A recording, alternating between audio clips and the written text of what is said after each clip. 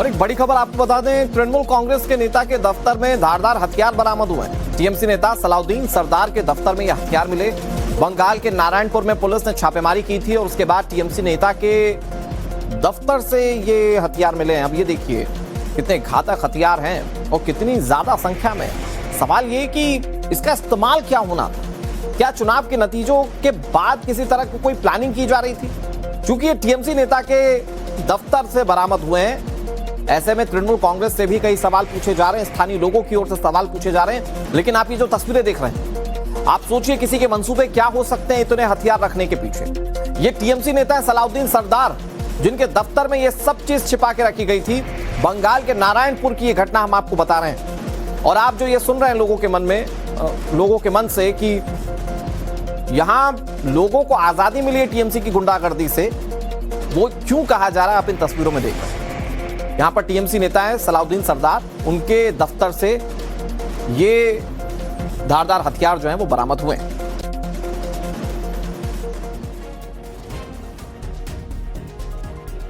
पश्चिम बंगाल विधानसभा चुनाव में करारी हार के बाद ममता बनर्जी को एक और बड़ा झटका लगा। उनकी अतिरिक्त सुरक्षा हटाई जा रही है। ममता बनर्जी और उनके भतीजे अभिषेक बनर्जी को मिली Z+ कैटेगरी की सिक्योरिटी के अलावा राज्य सरकार की ओर से एक्स्ट्रा सिक्योरिटी जो दी गई थी उसे हटा लिया गया है। ममता बनर्जी के आवास और अभिषेक बनर्जी के दफ्तर के बीच जो पुलिस की कोऑस्क डेस्क बनाई गई थी, आज वो खाली। एक भी कोलकाता पुलिस का अधिकारी यहां मौजूद नहीं आ रहा है। हमारी सहयोगी पूजा की रिपोर्ट। और एक बड़ी खबर आपको बता दें, तृणमूल कांग्रेस के नेता के दफ्तर में धारदार हथियार बरामद हुए हैं। टीएमसी नेता सलाउद्दीन सरदार के दफ्तर में यह हथियार मिले। बंगाल के नारायणपुर में पुलिस ने छापेमारी की थी और उसके बाद टीएमसी नेता के दफ्तर से ये हथियार मिले हैं। अब ये देखिए कितने घातक हथियार हैं और कितनी ज्यादा संख्या में। सवाल ये कि इसका इस्तेमाल क्या होना था? क्या चुनाव के नतीजों के बाद किसी तरह की कोई प्लानिंग की जा रही थी? क्योंकि ये टीएमसी नेता के दफ्तर से बरामद हुए हैं, ऐसे में तृणमूल कांग्रेस से भी कई सवाल पूछे जा रहे हैं, स्थानीय लोगों की ओर से सवाल पूछे जा रहे हैं। लेकिन आप ये जो तस्वीरें देख रहे हैं, आप सोचिए किसी के मंसूबे क्या हो सकते हैं इतने हथियार रखने के पीछे। ये टीएमसी नेता है सलाउद्दीन सरदार, जिनके दफ्तर में ये सब चीज छिपा के रखी गई थी।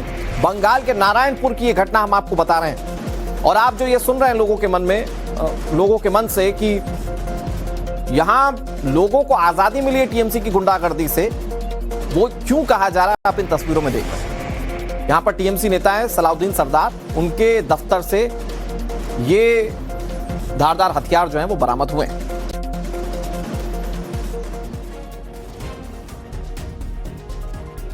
पश्चिम बंगाल विधानसभा चुनाव में करारी हार के बाद ममता बनर्जी को एक और बड़ा झटका लगा। उनकी अतिरिक्त सुरक्षा हटाई जा रही है। ममता बनर्जी और उनके भतीजे अभिषेक बनर्जी को मिली Z+ कैटेगरी की सिक्योरिटी के अलावा राज्य सरकार की ओर से एक्स्ट्रा सिक्योरिटी जो दी गई थी उसे हटा लिया गया है।